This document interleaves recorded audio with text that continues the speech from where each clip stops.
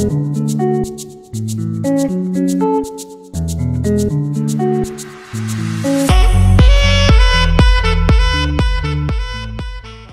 suis Justine Planchon, je suis présidente de Media One Prod.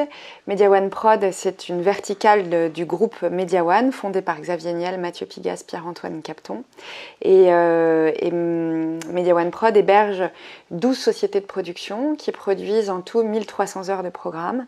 Ça représente en tout 600 personnes. Énorme. Qui sont donc 600 personnes, pour la plupart de l'ombre, qui produisent, qui écrivent, qui créent des émissions de télévision et des documentaires. Alors, Justine, la question que je vais vous poser, c'est pourquoi les médias? Qu'est-ce qui vous a mis sur ce chemin? Je pense que, comme toutes les personnes qui travaillent dans les médias, j'avais envie de me donner la possibilité de faire passer des messages, de rendre l'invisible visible. Et c'est vrai que quand on a un support comme celui de la télévision, des plateformes, de la radio, c'est des supports géniaux pour le faire. Donc je ne me suis pas trop posé la question. J'avais très envie de dire des choses et de raconter des histoires. En parlant d'histoire, vous êtes fasciné par les héroïnes, notamment de guerre. Qu'est-ce qui vous inspire chez elles? Ce qui m'inspire, j'ai déjà beaucoup d'admiration pour ces femmes qui partent sur des terrains de guerre qui sont évidemment extrêmement violents, des terrains de guerre qui sont aussi préemptés pour la plupart par des hommes. Et donc de voir ces femmes qui tout d'un coup prennent le risque de partir sur un terrain de guerre pour nous informer, je trouve que c'est carrément admirable. Donc ça m'inspire parce que j'y trouve du courage, parce que j'y trouve des valeurs hyper fortes, j'y trouve une responsabilité incroyable. Voilà. La question, Justine, c'est qu'est-ce qui vous fait vibrer tous les jours, à vous lever tôt le matin et à dire je continue à faire ce que je fais? Alors il y a plusieurs choses. Déjà, je continue de me dire que ce métier est génial. Et ça fait plus de 25 ans que je le pratique. Donc c'est plutôt bon signe pour le métier. C'est un métier où on rencontre 1000 personnes, toutes plus intéressantes les unes que les autres. J'ai la chance d'avoir des équipes qui sont super motivantes aussi au quotidien, qui me nourrissent en permanence. Je me sens une responsabilité, et cette responsabilité, elle tarit pas les jours passants, au contraire, elle s'épaissit, elle augmente et elle devient de plus en plus solide. Et puis, encore une fois, je pense qu'aujourd'hui, c'est un luxe de pouvoir travailler dans un secteur comme celui-là. Parce que j'ai la possibilité de raconter des histoires, j'ai la possibilité de les dire, j'ai la possibilité de faire émerger des talents, des gens. Donc franchement, oui, je me lève tous les matins en me disant que j'ai beaucoup de chance.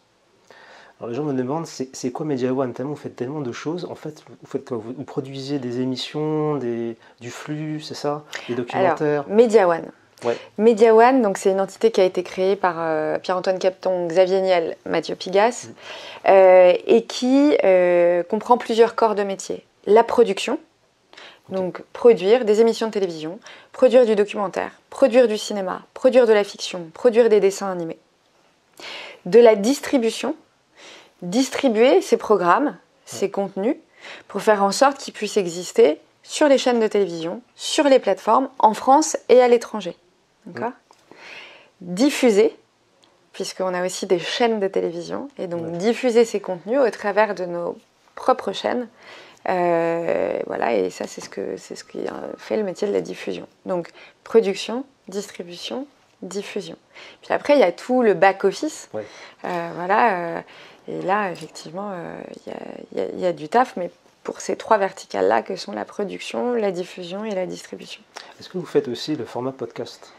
Tout à fait. On a un super podcast produit par Stéphanie Guérin et animé par Laurent Carilla sur les addictions. On a un formidable podcast aussi qui reprend C'est dans l'air, un autre qui reprend celui de C'est à vous. Oui, on fait du podcast, bien sûr. Ce serait dommage de s'en passer. Vous avez dit dans un article qu'il faut mettre vous parlez de talent, mais des personnes qui sont en reflet de la société, donc pour être beaucoup plus, on va dire, crédible et en cohérence avec du coup le public qui nous regarde. Pour vous aujourd'hui, c'est quoi le meilleur format? C'est un mélange vous disiez l'autre jour, décloisonner les formats. Donc il faut faire quoi comme type de format pour que ça puisse bien marcher? Alors, moi je réfléchis pas comme ça. Ça part d'abord du ventre. Et je me dis, qu'est-ce que j'ai envie de raconter? Ouais. Qui j'ai rencontré qui me donne envie de raconter une histoire, voilà. Donc déjà, ça part de ça. Ouais. Et puis après, le format, il s'adaptera toujours à l'histoire que vous avez envie de raconter. Okay. Et encore une fois, et on en parlait juste avant l'interview, ouais. Non mais le principe d'un contenu, le principe d'une histoire, c'est de toucher à l'universel. Donc plus cette histoire va parler à un grand nombre de personnes, et quelles que soient les générations, plus c'est réussi. Puis après, le format de diffusion, c'est une histoire de support de diffusion finalement. Okay. Et donc plus vous le diffusez largement sur une multitude de supports, plus il a de chances d'aller toucher un maximum de personnes. Okay. Mais je pense qu'il faut toujours partir du contenu avant même de se poser la question de là où ce contenu va aller. Je dis ça parce que des fois, il y a des beaux sujets sur YouTube qui ne font pas beaucoup de vues, et sur TikTok, on met un chat par exemple, ça cartonne. Après, oui, et puis l'inverse c'est vrai aussi. Hein. Il y a des vidéos sur TikTok qui cartonnent pas et puis qui cartonnent sur YouTube. En fait, il y a de la chance aussi, peut-être des algorithmes, il y a plein de trucs qui jouent. Ça, moi, j'y connais pas grand-chose parce que c'est moins ma partie, puisque moi, je produis du contenu, mais je suis pas derrière YouTube ou derrière TikTok. Ce que je sais, c'est que plus que vous multipliez les supports, plus vous avez de chances d'impacter et de toucher un grand nombre de personnes. Et que, en fait, on va dire le vrai modèle, ce serait de pouvoir se dire qu'un contenu est diffusé sur le digital, sur un ensemble, diffusé sur le linéaire, diffusé sur les plateformes. Bon, bah là, vous brassez très très large. Voilà. Ok. Pour vous, c'était quoi les rencontres les plus marquantes au cours de votre carrière? Il y en a beaucoup. Parce qu'encore une fois, je vous disais, j'ai la chance de rencontrer beaucoup de gens vraiment hyper intéressants. Mais les rencontres marquantes et, on va dire, déterminantes, c'est ma rencontre avec Alexia Laroche-Joubert. J'ai 20 ans et elle me propose de travailler avec elle sur la Star Academy. Donc c'est une rencontre déterminante parce que c'est une femme, parce qu'elle me tend la main et parce qu'elle décide à un moment donné d'être dans la transmission avec moi et puis voilà, de me donner suffisamment de tips pour que j'intègre Endemol et la Star Academy. Et puis l'autre rencontre déterminante, c'est Pierre-Antoine Capton qui est le président de Media One. Et qui, à l'époque, me propose de rentrer dans sa société qui était Troisième Œil Production. Il y avait très peu de gens, mais il y avait beaucoup de désir, il y avait beaucoup d'envie, il y avait beaucoup de passion. Et voilà, il m'a proposé de venir avec lui et de faire ce bout de chemin-là avec. Et aujourd'hui, si je suis chez Media One, c'est parce que je l'ai rencontré il y a 17 ans. Oui, c'est quoi, 27 ans, c'est ça? Ouais, c'est ça. Le mec, il est fort en calcul. Hein. Non, je plaisante. J'ai exactement 27 ans. Ah bah, voilà. Ça, comme quoi. Bah oui. Y a pas de, le temps n'existe pas sur Internet. Non, le temps n'existe pas. Et d'ailleurs, pour revenir à l'âge, au temps, etc., il y a un truc qui est hyper important, c'est que l'obsolescence d'un contenu, l'obsolescence d'un sujet, c'est ce qui nous agite en permanence en se disant « Oh là là, est-ce qu'on n'est pas en train justement de trop vieillir, de trop tirer sur la ficelle, La réponse à ça, c'est de s'associer aux nouvelles générations. C'est-à-dire que moi, à un moment donné, si j'ai pas envie de vieillir ou de devenir une vieille grand-mère des médias, non, mais ça arrivera forcément un jour. Ma solution, ma clé, c'est de faire entrer les nouvelles générations dans nos métiers. C'est de leur donner la possibilité d'être visibles, c'est leur donner la possibilité de produire des contenus qui vont aussi aller toucher le linéaire, les plateformes, les réseaux digitaux, etc. C'est-à-dire que si ma génération, si la génération d'avant moi, parce qu'il y a des plus vieux que moi dans la télé, ne décide pas à un moment donné d'ouvrir les portes à cette nouvelle génération, je vous le signe, demain on sera les grands-parents du contenu, quoi. Moi, j'ai pas du tout envie de faire ça. Ouais, justement. On a besoin de tout le monde. Je pense que même bien sûr. les personnes qui ont beaucoup d'expérience, ils ont un regard assez intéressant par rapport à leur parcours. Et il y a les jeunes qui vont sur le terrain qui ont plus d'énergie, quoi, on va dire, dans le sens ils peuvent bouger un peu partout. Et je trouve ça bien d'interconnecter les deux, quoi, en fait. C'est bien, et puis en fait... On va pas envoyer Pierre Lescure dans la rue en train de filmer les manifestations, quoi, vous voyez. Non, mais si, alors il pourrait, parce qu'il se trouve que... Ah, d'accord. Pour moi, par exemple, c'est intéressant, mais Pierre Lescure, c'est quelqu'un qui a tendu la main à toute une génération d'artistes, de talents, et qui continue de le faire aujourd'hui. Et franchement, c'est une des personnes les plus modernes, les plus curieuses, les plus piquantes sur l'époque que je connaisse. Mais pourquoi ? Mais parce qu'il a eu l'intelligence de s'entourer de gens issus d'une nouvelle génération et qui continuent de le faire.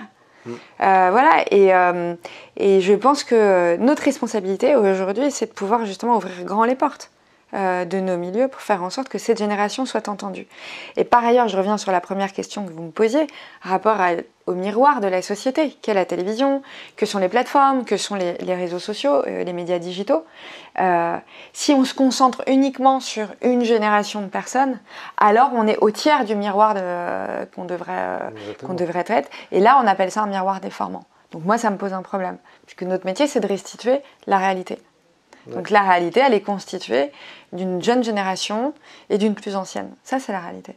Donc moi, je serais très à l'aise de pouvoir effectivement travailler en ce sens, c'est-à-dire faire rentrer de nouvelles générations, travailler avec elles. On le fait déjà, et il faut qu'on le fasse encore plus. Et par ailleurs, j'ai 2 mantras que sont la parité et la diversité. Oui. Pareil, si à un moment donné, les médias ne se posent pas la question de la parité et de la diversité, mais bien sûr, là aussi on sera un miroir déformant de la société. C'est-à-dire à quel moment la parité n'est pas un sujet, à quel moment la diversité n'en est pas un. D'ailleurs, sur un article que j'ai vu, Media One, c'est quoi, 69% d'hommes et le reste, c'est des femmes. Non, alors, nous, alors chez Media One Prod, j'ai parlé de Media One Prod puisque c'est la présidence que j'incarne aujourd'hui, il y a plus de femmes que d'hommes. Ah, bien. Voilà, donc ça, c'est déjà un bon point. Après, encore une fois, je suis pour l'équilibre. La parité, c'est l'équilibre. Je ne dis pas il faut plus de femmes que d'hommes, je suis pour la parité. Bien sûr. Et par ailleurs, je pense aussi que concernant la diversité, on a un énorme travail à faire dans les médias pour aller chercher des gens qui ne nous ressemblent pas. Encore une fois, si on traite toujours avec des gens qui nous ressemblent, mais autant changer de métier. C'est un peu la peur de l'inconnu, quoi. Alors qu'en fait... Non, mais la peur de l'inconnu, de toute façon, ce qui sera inconnu restera inconnu à partir du moment où on ne va pas le chercher. Donc, encore une fois, rendre visible l'invisible. Ouais. Et c'est vrai que ça fait partie des responsabilités que chaque producteur devrait se poser et auxquelles il devrait être sensibilisé. C'est pas tout le monde qui pense comme ça, en tout cas. J'ai remarqué. C'est dommage. Ouais. C'est super dommage. On voit toujours les mêmes qui restent entre eux. Nous, on essaye de faire mentir un peu ce système-là. La France, quoi, je trouve. La France, il suffit de sortir et on voit qu'il y a plein de couleurs, quoi. Je suis tellement d'accord. Il y a des couleurs, il y a des personnes en situation de handicap, il y a des gens valides, il y a des personnes dont les handicaps ne se voient pas. Il y a une pluralité de personnes. Plus on sera capable de la représenter, cette pluralité-là, plus on sera dans le réel. Ouais. C'est le rôle d'un média pour moi, en tout cas. Ah, c'est carrément le rôle d'un média, ça je vous confirme. Chardine, tu as des questions? Merci, c'était très intéressant. Donc moi j'ai 3 questions pour Balance ton héroïne, le podcast. Alors justement, vous parlez des créateurs de contenu. Comment...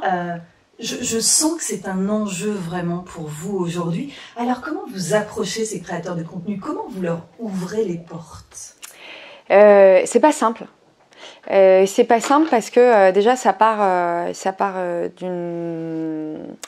d'un désir et d'un goût personnel, d'accord, parce que moi je vais pas écrire une lettre de mission pour l'ensemble des collaborateurs de ma société en leur disant merci d'appeler les créateurs de contenu. C'est pas possible. Donc ma démarche elle est hyper simple. Je suis je me nourris énormément des réseaux sociaux. Quand je vois quelque chose qui est cool, j'écris direct. Salut, je trouve ça hyper chouette ce que tu fais. Est-ce qu'on peut rentrer en contact? Et puis après, j'ai des collaborateurs avec lesquels je travaille qui sont aussi sensibilisés à ça que moi et qui le font aussi. Et puis plus on est de fous, plus on rit, et donc plus le collectif devient important. Et en fait, aujourd'hui, on est en contact avec beaucoup de créateurs de contenu grâce à l'activisme de beaucoup de collaborateurs chez Media One. Voilà. Donc c'est un peu de la mano à la mano, quoi. On n'a pas genre un algorithme chez Media One qui nous fait détecter des talents plus que d'autres. Et c'est intéressant. Alors, mis à part Steven qui tirate là qui crée le lien justement entre les créateurs de contenu et les médias, c'est très intéressant parce qu'avant, en fait, pour nous en fait, c'est comme si ce milieu était inaccessible. Mais ouais, mais c'est trop triste. Voilà. Et là, vous êtes en train de me dire, mais moi, je suis sur les réseaux sociaux. Si j'ai un coup de cœur, j'écris. Je trouve ça génial. C'est-à-dire qu'aujourd'hui, à travers les réseaux sociaux, eh bien, en fait, le monde des médias est accessible à qui veut, à qui crée et qui a envie de réussir. Et je trouve ça génial. Carrément, et plus que jamais aujourd'hui. Moi, quand j'ai commencé, il n'y avait pas ça. Ça n'existe pas. Il y avait MySpace. Mais les grands diffuseurs n'y étaient pas.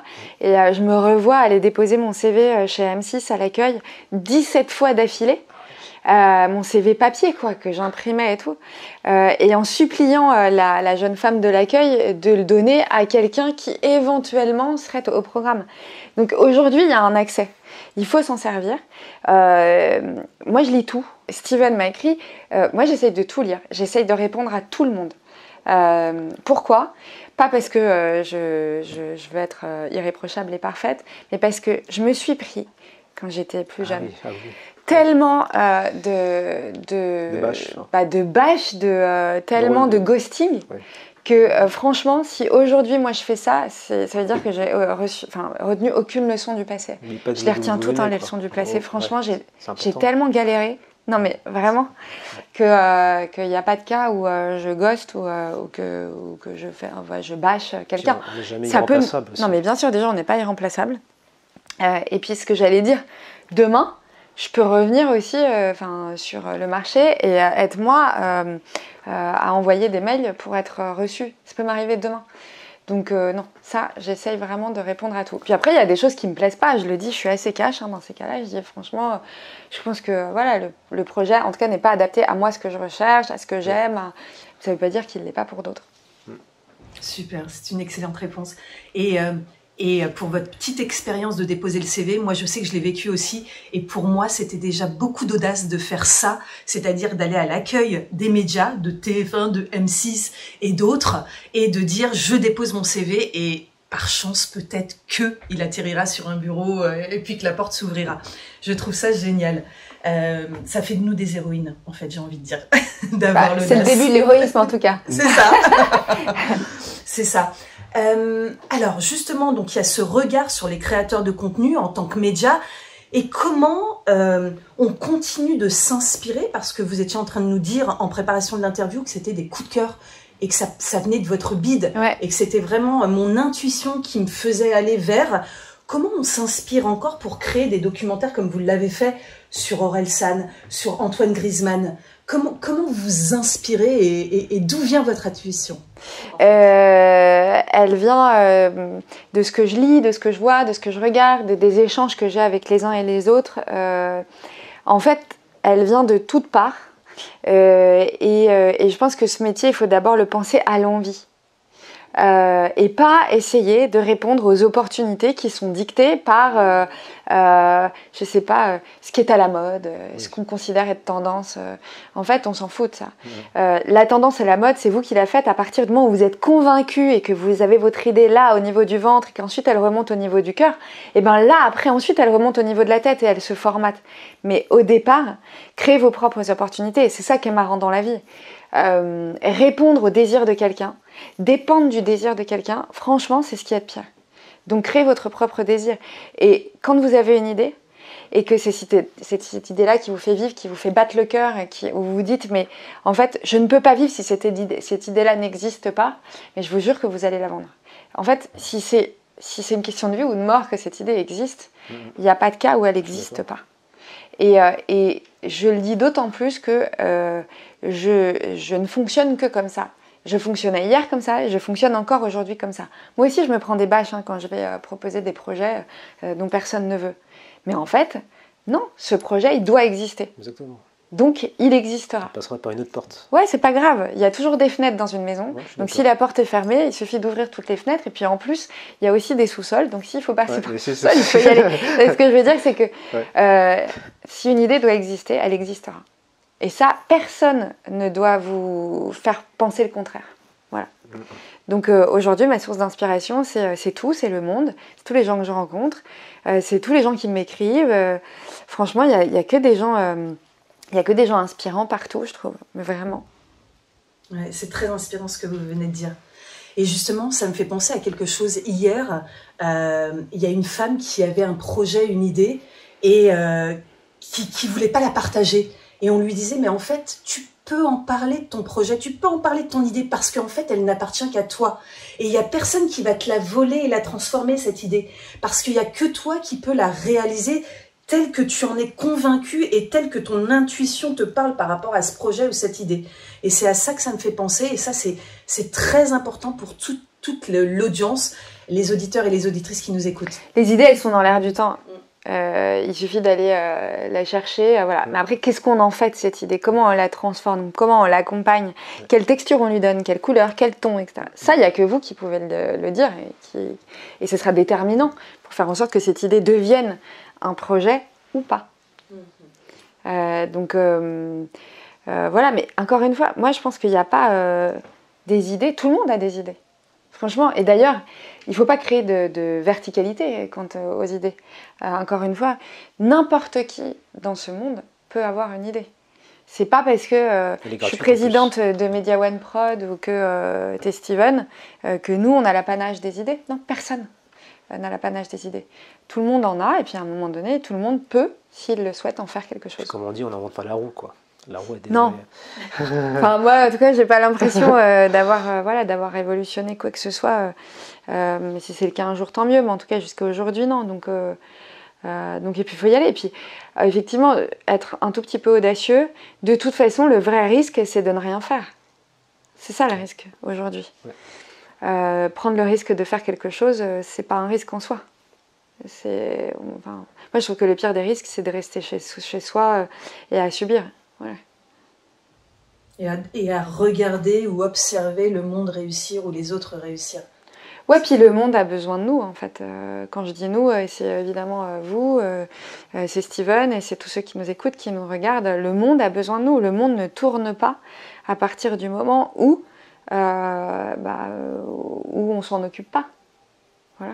Donc il faut qu'on se saisisse de cette responsabilité. Et puis c'est à nous de faire passer les messages. C'est à nous de rendre visible l'invisible, d'aller toper des gens qu'on trouve formidables et de raconter leurs histoires. Ça, c'est une vraie responsabilité. Moi, je dis souvent, pas créateur, je dis moi, tu sais, connecteur. Ouais, connecteur, éclaireur, transmetteur. Ouais, c'est ça. Ouais. Parce que créer, on n'invente pas les personnages, quoi. Mais en fait, c'est détecter et après transmettre leur histoire et les faire basculer vers un support qui soit accessible à tout le monde. Ouais. C'est ça, en fait. Ouais. Un intermédiaire, quoi. Ouais. Exactement. C'est ce qu'il m'a dit M. Lescure, d'ailleurs. C'est ça. En parlant de Thierry Frémaux, il m'a dit que oui, vous avez totalement raison. Il faut des intermédiaires. Et j'ai dit que sans Thierry Frémaux, le festival de Cannes ne marcherait pas autant. Il m'a dit, vous avez totalement raison. Parce que Thierry Frémaux, il a le côté relationnel, il met à l'aise les stars.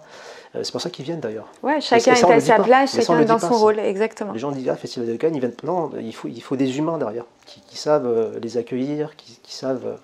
C'est vrai. Ça, on oublie ça. C'est vrai.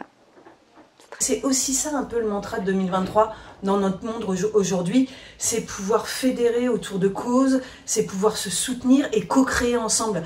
Et justement, donc, on vous en parlait, Justine, Steven, il a son champ d'action, moi j'ai le mien, mais ensemble, en fait, on se soutient et on essaye de co-créer parfois ou d'ouvrir des portes ensemble, quoi. Donc voilà.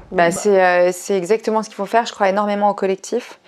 Moi-même, je ne travaille pas toute seule et j'en serais bien incapable. J'ai la chance de travailler encore une fois avec des équipes franchement géniales. Et donc on est un collectif pour faire valoir nos idées, pour faire valoir des talents, pour faire valoir des contenus. Plus le collectif sera gros, plus nos idées passeront. Hein. Quand je parle de collectif, c'est aussi d'engager toute cette nouvelle génération autour de nous et de faire en sorte de créer des ponts, créer du lien. Et puis, encore une fois, je suis certaine que plus la responsabilité est pensée, partagée, plus on va créer un commun qui restera. Plus en fait on est en train de dessiner ce que sera le monde de demain. Et le monde de demain, il est fait d'une multitude de générations, d'une multitude de cultures, d'une multitude de femmes, d'hommes, LGBTQ+. Voilà, enfin, encore une fois, et je regarde le livre que j'ai sur la table, oui. Parce qu'il est important ce livre, ça s'appelle Femmes invisibles, comment le manque de données sur les femmes décide un monde fait pour les hommes. Nous, il est de notre responsabilité de faire émerger justement les datas, toutes les données qui sont invisibles, de les rendre visibles et de créer des contenus à destination d'un ensemble de personnes qui vont pouvoir le relayer au travers d'un bouche à oreille, au travers d'une plateforme, au travers d'une chaîne de télé, au travers d'un réseau social. Voilà. Ouais, c'est top. Et ce sera le mot de la fin. Merci beaucoup, Justine. Non, mais merci à vous de vous être intéressés à ce qu'on fait. Voilà.